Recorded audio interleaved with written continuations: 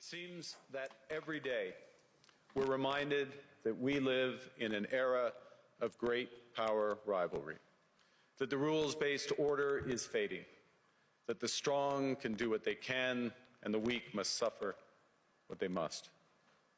And this aphorism of Thucydides is presented as inevitable, as the natural logic of international relations reasserting itself. And faced with this logic, there is a strong tendency for countries to go along to get along, to accommodate, to avoid trouble, to hope that compliance will buy safety. Well, it won't. So what are our options? In 1978, the Czech dissident Václav Havel, later president, wrote an essay called The Power of the Powerless. And in it, he asked a simple question: how did the communist system sustain itself? And his answer began with a greengrocer. Every morning, this shopkeeper places a sign in his window: "Workers of the world unite." He doesn't believe it. No one does. But he places the sign anyway to avoid trouble, to signal compliance, to get along. And because every shopkeeper on every street does the same, the system persists. Not through violence alone, but through the participation of ordinary people in rituals they privately know to be false. Havel called this living within a lie. The system's power comes not from its truth, but from everyone's willingness to perform as if it were true. And its fragility comes from the same source. When even one person stops performing, when the greengrocer removes his sign, the illusion begins to crack. Friends, it is time for companies and countries to take their signs down. For decades,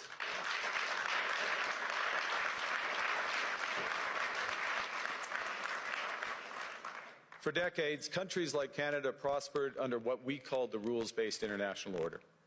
We joined its institutions, we praised its principles, we benefited from its predictability. And because of that, we could pursue values-based foreign policies under its protection. We knew the story of the international rules-based order was partially false, that the strongest would exempt themselves when convenient, that trade rules were enforced asymmetrically. And we knew that international law applied with varying rigor depending on the identity of the accused or the victim. This fiction was useful. And American hegemony in particular helped provide public goods, open sea lanes, a stable financial system, collective security, and support for frameworks for resolving disputes. So we placed the sign in the window. We participated in the rituals. And we largely avoided calling out the gaps between rhetoric and reality. This bargain no longer works. Let me be direct. We are in the midst of a rupture, not a transition. Over the past 2 decades, a series of crises in finance, health, energy, and geopolitics have laid bare the risks of extreme global integration. But more recently, great powers have begun using economic integration as weapons. Tariffs as leverage, financial infrastructure as coercion, supply chains as vulnerabilities to be exploited. You cannot live within the lie of mutual benefit through integration when integration becomes the source of your subordination. The multilateral institutions on which the middle powers have relied, the WTO, the UN, the COP, the architecture, the very architecture of collective problem solving are under threat. And as a result, many countries are drawing the same conclusions, that they must develop greater strategic autonomy in energy, food, critical minerals, in finance and supply chains. And this impulse is understandable. A country that can't feed itself, fuel itself, or defend itself has few options. When the rules no longer protect you, you must protect yourself. But let's be clear-eyed about where this leads. A world of fortresses will be poorer, more fragile, and less sustainable. And there's another truth. If great powers abandon even the pretense of rules and values for the unhindered pursuit of their power and interests, the gains from transactionalism will become harder to replicate. Hegemons cannot continually monetize their relationships. Allies will diversify to hedge against uncertainty. They'll buy insurance, increase options in order to rebuild sovereignty. Sovereignty that was once grounded in rules but will increasingly be anchored in the ability to withstand pressure. This room knows this is classic risk management. Risk management comes at a price. But that cost of strategic autonomy, of sovereignty, can also be shared. Collective investments in resilience are cheaper than everyone building their own fortresses. Shared standards reduce fragmentations. Complementarities are positive sum.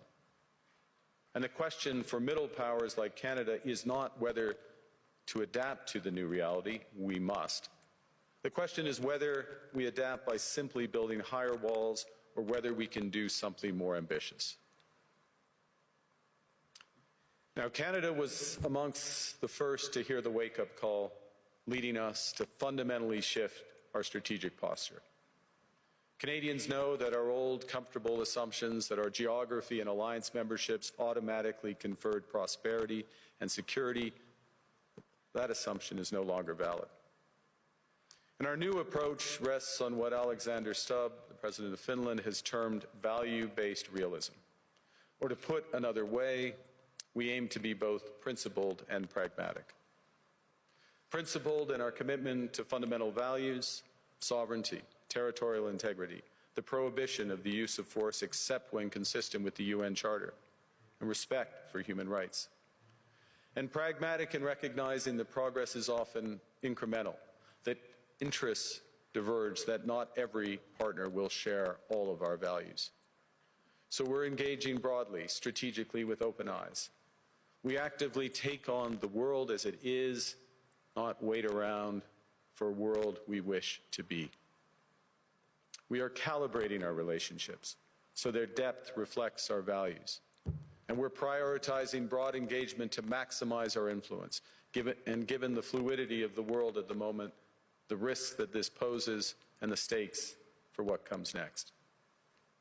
And we are no longer just relying on the strength of our values, but also the value of our strength. We are building that strength at home. Since my government took office, we have cut taxes on incomes, on capital gains and business investment. We have removed all federal barriers to interprovincial trade. We are fast-tracking $1 trillion of investments in energy, AI, critical minerals, new trade corridors, and beyond. We're doubling our defense spending by the end of this decade, and we're doing so in ways that build our domestic industries. And we are rapidly diversifying abroad. We've agreed a comprehensive strategic partnership with the EU, including joining SAFE, the European Defence Procurement Arrangements. We have signed 12 other trade and security deals on 4 continents in 6 months. In the past few days, we've concluded new strategic partnerships with China and Qatar. We're negotiating free trade pacts with India, ASEAN, Thailand, Philippines, and Mercosur. We're doing something else. To help solve global problems, we're pursuing variable geometry. In other words, different coalitions for different issues based on common values and interests. So on Ukraine, we're a core member of the Coalition of the Willing and one of the largest per capita contributors to its defense and security. On Arctic sovereignty, we stand firmly with Greenland and Denmark and fully support their unique right to determine Greenland's future.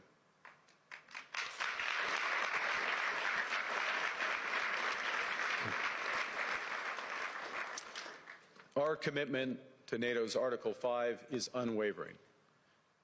So we're working with our NATO allies, including the Nordic-Baltic 8, to further secure the alliance's northern and western flanks, including through Canada's unprecedented investments in over-the-horizon radar, in submarines, in aircraft, and boots on the ground, boots on the ice. Canada strongly opposes tariffs over Greenland and calls for focused talks to achieve our shared objectives of security and prosperity in the Arctic. On plurilateral trade, we're championing efforts to build a bridge between the Trans-Pacific Partnership and the European Union, which would create a new trading bloc of 1.5 billion people. On critical minerals, we're forming buyers' clubs anchored in the G7 so that the world can diversify away from concentrated supply. And on AI, we're cooperating with like-minded democracies to ensure that we won't ultimately be forced to choose between hegemons and hyperscalers. This is not naive multilateralism, nor is it relying on their institutions. It's building coalitions that work, issues by issue, with partners who share enough common ground to act together.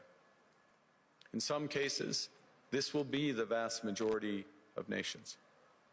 What it's doing is creating a dense web of connections across trade, investment, culture, on which we can draw for future challenges and opportunities. I argue that middle powers must act together because if we're not at the table, we're on the menu. But I'd also say that great powers can afford for now to go it alone. They have the market size, the military capacity, and the leverage to dictate terms. Middle powers do not. But when we only negotiate bilaterally with a hegemon, we negotiate from weakness. We accept what's offered. We compete with each other to be the most accommodating. This is not sovereignty. It's the performance of sovereignty while accepting subordination. In a world of great power rivalry, the countries in between have a choice: compete with each other for favor or to combine to create a third path with impact. We shouldn't allow the rise of hard power to blind us to the fact that the power of legitimacy, integrity, and rules will remain strong if we choose to wield them together. Which brings me back to Havel. What does it mean for middle powers to live the truth?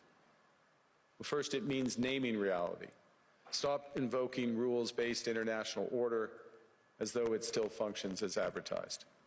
Call it what it is: a system of intensifying great power rivalry where the most powerful pursue their interests using economic integration as coercion.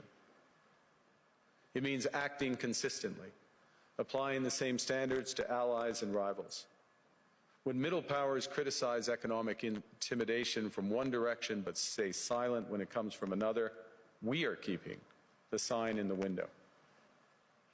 It means building what we claim to believe in. Rather than waiting for the old order to be restored, it means creating institutions and agreements that function as described. And it means reducing the leverage that enables coercion. That's building a strong domestic economy. It should be every government's immediate priority. And diversification internationally is not just economic prudence, it's a material foundation for honest foreign policy, because countries earn the right to principled stands by reducing their vulnerability to retaliation. So Canada. Canada has what the world wants. We are an energy superpower.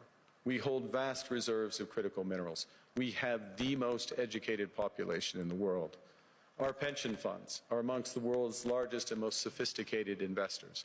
In other words, we have capital, talent. We also have a government with immense fiscal capacity to act decisively. And we have the values to which many others aspire. Canada is a pluralistic society that works. Our public square is loud, diverse, and free. Canadians remain committed to sustainability. We are a stable and reliable partner in a world that is anything but. A partner that builds and values relationships for the long term. And we have something else. We have a recognition of what's happening and a determination to act accordingly. We understand that this rupture calls for more than adaptation. It calls for honesty about the world as it is. We are taking the sign out of the window. We know the old order is not coming back. We shouldn't mourn it. Nostalgia is not a strategy. But we believe that from the fracture, we can build something bigger, better, stronger, more just. This is the task of the middle powers. The countries that have the most to lose from a world of fortresses and the most to gain from genuine cooperation. The powerful have their power, but we have something too. The capacity to stop pretending, to name reality, to build our strength at home, and to act together. That is Canada's path. We choose it openly and confidently, and it is a path wide open to any country willing to take it with us. Thank you very much. Fastest growing major economy in the world, an AI player, but clearly in the second grouping that Kristalina is talking about, have to think about alignments with the United States or China to a degree, but how much do you have to think about that as a country like India? How much can you chart your own course irrespective of what the Americans and Chinese are doing? Actually, clearly in the first group, and the reason for that is there are 5 layers in the AI architecture: the application layer, the model layer, the chip layer, the infra layer, and the energy layer. We are working on all the 5 layers, making very good progress in all the 5 layers. On the application layer, we will probably be the biggest supplier of services to the world. Go to an enterprise, understand the business of enterprise, understand the working of that enterprise, and provide that service using AI applications. That's going to be the biggest factor of success or successful deployment of AI, because that's where ROI comes from. ROI doesn't come from creating a very large model. 95% of the work can happen with models which are 20 billion or 50 billion parameters. We are creating a bouquet of such models. We already have a bouquet of such models which are now being deployed in multiple sectors to increase the productivity, to increase the efficiency, to increase the effective use of technology. So our focus is very much on making sure that AI diffusion happens in a very big way. And I don't know what the IMF criteria has been, but Stanford places India as 3rd in terms of AI penetration, in terms of AI preparedness, and in terms of AI talent. All the 3, actually on AI talent it is number 2. So I don't think your classification in the second bouquet is right. It's actually in the first. यह cam देश के हर नागरिक तक, खासतौर पर remote and island territories में रहने वाले लोगों तक बेहतर स्वास्थ्य सुविधाएं पहुंचाने की हमारी कमिटमेंट को दिखाता है। इस मेडिकल कैंप के माध्यम से आर्म्ड फोर्सेस मेडिकल सर्विसेज की tri services team advanced diagnostic facilities और स्पेशलिस्ट केयर सीधे लोगों के डोर स्टेप तक लेकर पहुंची है। इसमें plant surgeries and cataract operations यानी मोतियाबिंद के ऑपरेशन जैसी सेवाएं भी शामिल हैं। यह इनिशिएटिव मैरीटाइम सिक्योरिटी से आगे बढ़कर nation building and humanitarian assistance में इंडियन नेवी की महत्वपूर्ण भूमिका का एक उत्कृष्ट उदाहरण है, जिससे लोकल पॉपुलेशन के लॉन्ग टर्म हेल्थ में सुधार आएगा।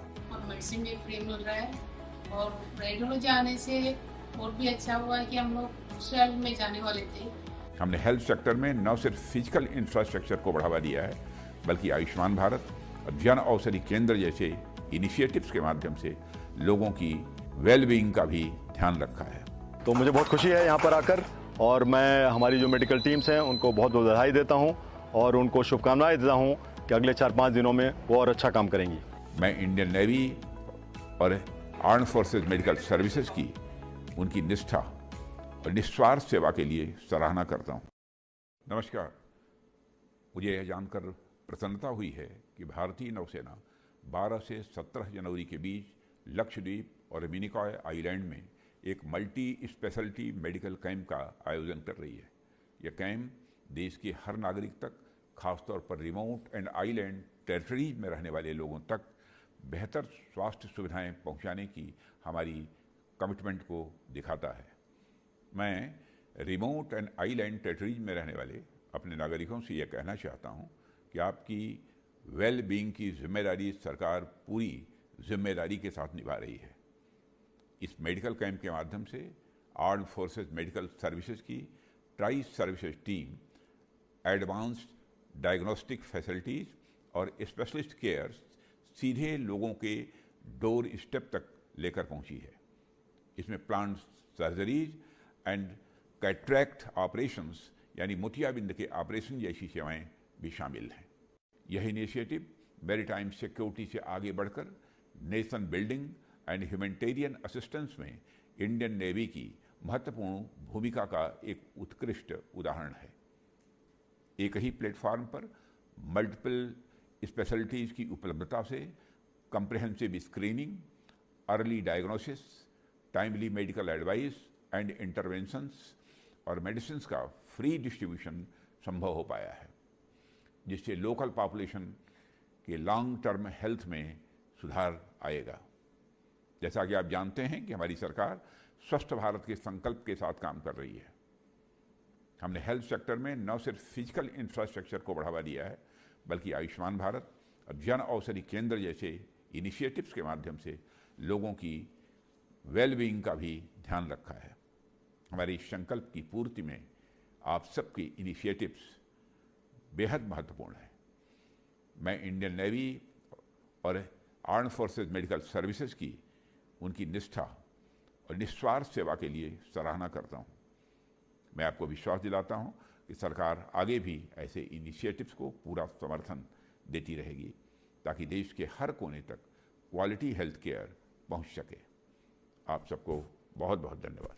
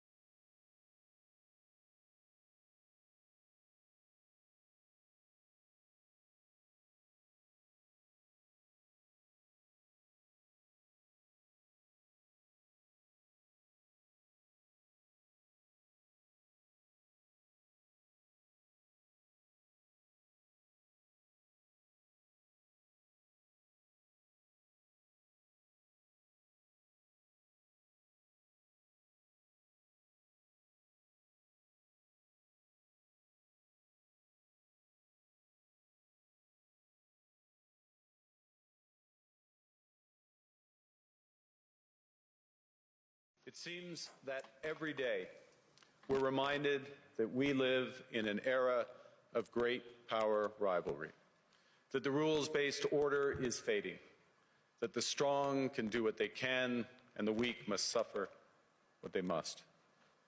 And this aphorism of Thucydides is presented as inevitable, as the natural logic of international relations reasserting itself. And faced with this logic, there is a strong tendency for countries to go along to get along, to accommodate, to avoid trouble, to hope that compliance will buy safety. Well, it won't. So what are our options? In 1978, the Czech dissident Václav Havel, later president, wrote an essay called The Power of the Powerless. And in it, he asked a simple question: how did the communist system sustain itself? And his answer began with a greengrocer.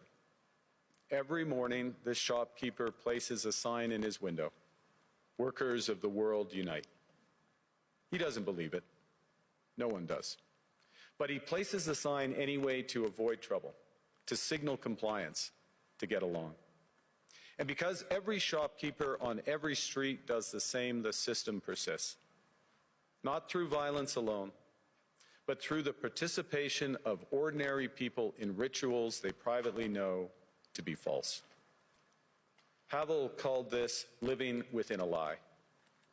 The system's power comes not from its truth, but from everyone's willingness to perform as if it were true. And its fragility comes from the same source. When even one person stops performing, when the greengrocer removes his sign, the illusion begins to crack. Friends, it is time for companies and countries to take their signs down. For decades,